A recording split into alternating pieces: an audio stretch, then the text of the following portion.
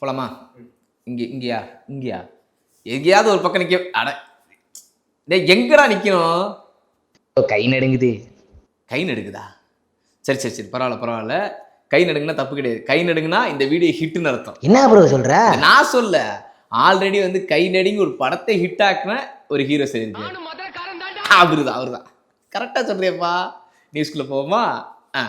கிழக்கு சீமையிலே அப்பு, சுயமரம் இந்த படத்தால் நடித்த பயங்கரமான ஆக்டர் விக்னேஷ் அவர்கள் பல வருடங்களுக்கு அப்புறமா இப்போ ரெட் ஃப்ளவர் படத்தில் நடிக்கிறாரு. திரும்ப அவரை நம்ம பல வருடங்களுக்கு அப்புறம் தேட்டரில் பார்க்க போறோன்றது பயங்கர ஹாப்பியாக இருக்குது ரெட் ஃப்ளவர் படம் மூலியமா. அண்ட் இந்த படத்தினுடைய விழாவில் வந்து விஷால் அவர்கள் பங்கேற்க வந்திருந்தாரு. அப்போ வந்து இந்த படத்தை பற்றி பேசும்போது என்ன சொல்லியிருந்தாருன்னா, சொல்றதுக்கு முன்னாடியே மைக்கை பிடிச்சோன்னு அவர் கைகள்லாம் நடுக்க ஆரம்பிச்சிச்சு வழக்கம் போல.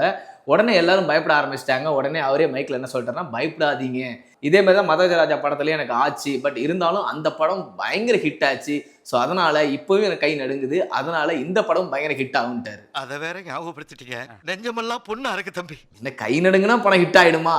சரி, ஓகே. ஸோ அதுக்கப்புறமா அவர் என்ன சொல்லியிருந்தாருன்னு பார்த்தீங்கன்னா, படத்துடைய விமர்சனத்தை பற்றி சொல்லியிருந்தாரு. ஸோ படத்துக்கெல்லாம் விமர்சனம் பண்ணுறீங்க, அது ரொம்ப தப்பாக இருக்குது அப்படின்ற மாதிரி சொல்லியிருந்தாரு. அதாவது வந்து பார்த்தீங்கன்னா, ஒரு படத்தை டிக்கெட் எடுத்து வாங்கி படத்தை பார்த்து முடிச்சதுக்கப்புறம் வெளில வந்து நீங்கள் விமர்சனம் பண்ணுங்க, ஆனால் தேட்டருக்குள்ளேயே அந்த வளாகத்துக்குள்ளேயே நீங்கள் பண்ணாதீங்க, அது நல்லதுக்கு இல்லை அப்படின்னு சொல்லியிருந்தாரு.